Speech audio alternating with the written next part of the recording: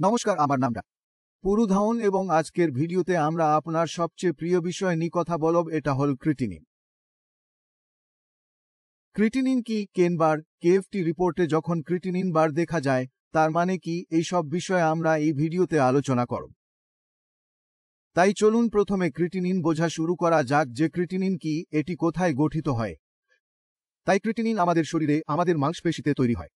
আমরা খাবার খাওয়ার সময় যখন সেই খাবার আমাদের মাংসপেশিতে চলে যায় এবং শক্তি উৎপন্ন হয়, তখন আমরা নড়চড় করি এবং একটি উপজাত বা বর্জ্য পদার্থ মাংসপেশিতে উৎপন্ন হয় যা ক্রিটিনিন নামে পরিচিত। এখন সবারই পেশি আছে, আপনারও আছে, আমারও আছে, কি আমার শরীরও তৈরি হচ্ছে।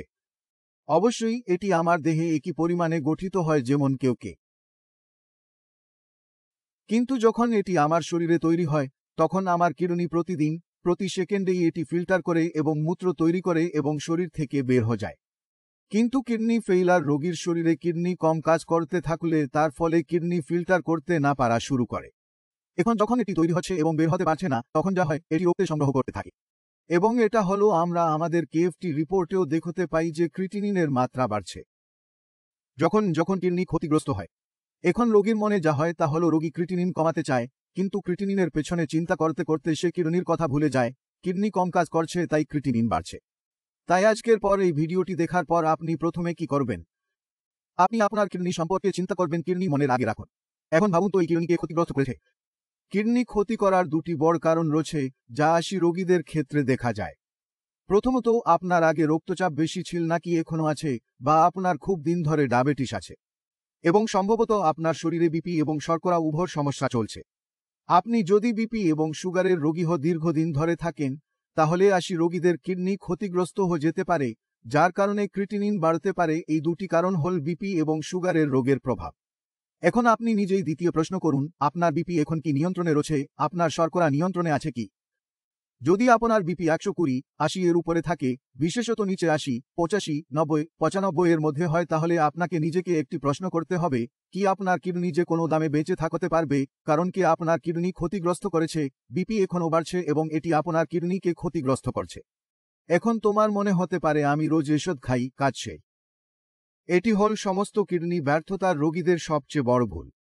যদি তারা এই ভুল করে না থাকতেন তাহলে কিডনি বিকল হওয়ার এই সমস্যা আসতো না।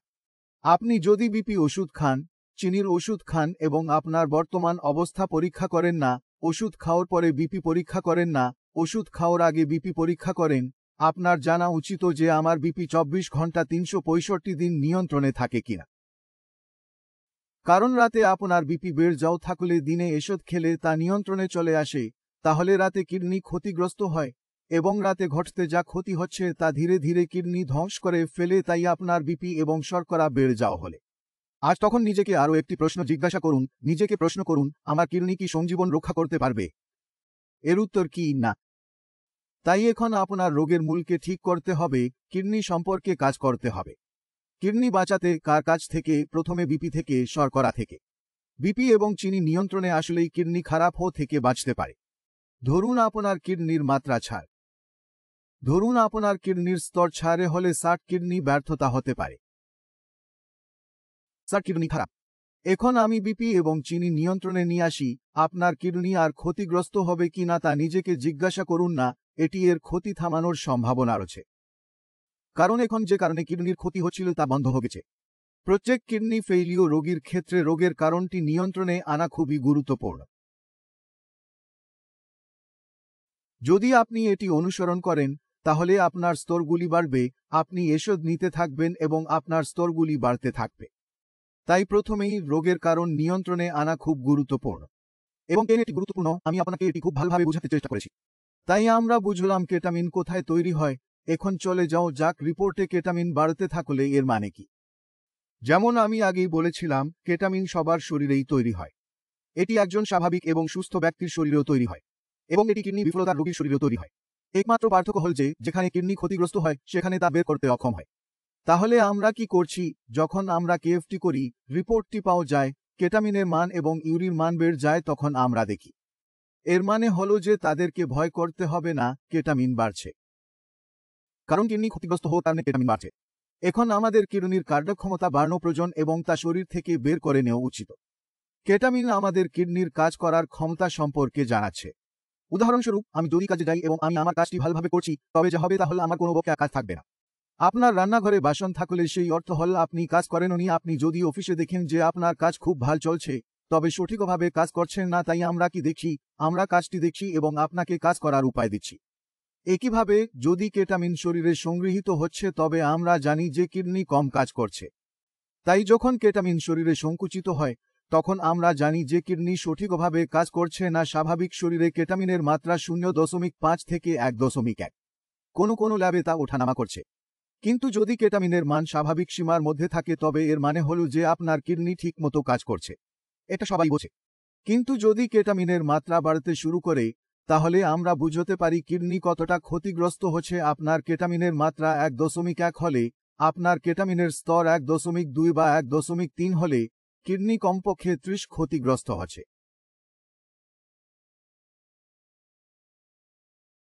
এখন আপনি মনে করবেন যে এটি একটি নির্দিষ্ট স্তরে উঠে গেছে। আমি বলছি 30। যখনই কিডনি ক্ষতিগ্রস্ত হয়, তখনও কিডনির কাজ করার জন্য তারা ক্ষতিপূরণ করে। তাই কেটামিন বাড়ানো না পর্যন্ত কিডনির কমপক্ষে 30টি ক্ষতি হয় না। এবং কিভাবে আমরা এটা জানি?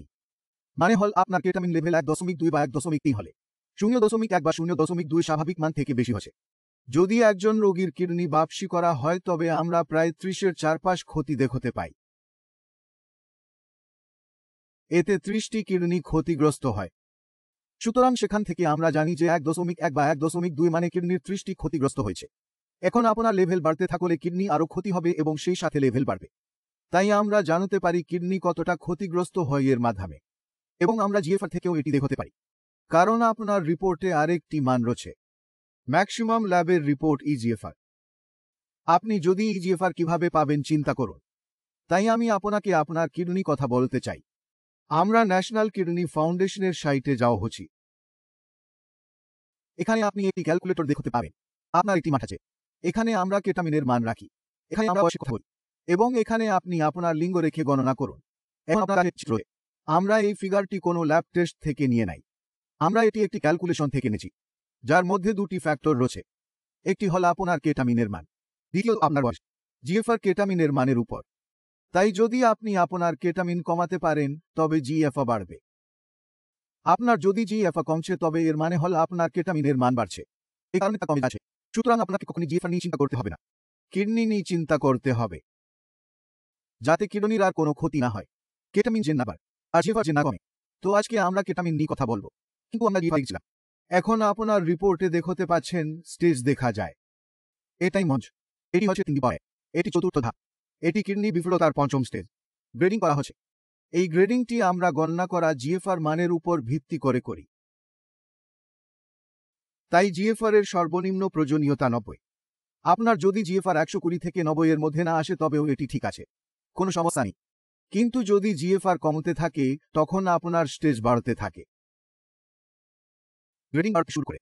সুতরাং আপনাকে বুঝতে হবে যে আপনার জিএফআরকে একটি শখ হিসাবে নেওয়া উচিত নয়, আপনার কেটামিনকে একটি শখ হিসাবে নেওয়া উচিত নয়। আপনাকে যে একটি বিশেষ মনোযোগ দিতে হবে তা শুধুমাত্র একটি জিনিস, অর্থাৎ কিডনির স্বাস্থ্য। তাই আশা করি আপনি বুঝতে পেরেছেন কেটামিন হল কি, এটি কোথায় তৈরি হয়, কেন এটি তৈরি করা হয়, এবং এটি কিভাবে শরীরে সংগ্রহীত হয়। তবে যদি তোমার মনে কোন সন্দেহ থাকে, আমি অ্যাভেলেবল আছি। আমার ডাক্তার পৌঁছায়। আপনি তাদের সাথে কথা পান, আপনি তাদের জিজ্ঞাসা করতে পারেন। এবং কেটামিন বিজ্ঞান এবং প্রকৌশলে কিভাবে নিম্নমূল্যে করা হয় তা আপনি জিজ্ঞাসা করতে পারেন। আর পদ্ধতিটি খুবই সহজ। কিডনির কাজের ক্ষমতা বাড়ান এবং কেটামিন এবং ইউরি ডাউনগ্রেড করুন। কিডনি সারানোর অন্য কোনো উপায় নেই। পরের ভিডিওতে ডায়েট সম্পর্কে জানানোর চেষ্টা করো, কারণ রোগীদের খাবার সম্পর্কে অনেক সন্দেহ থাকে, অনেক প্রশ্ন আছে।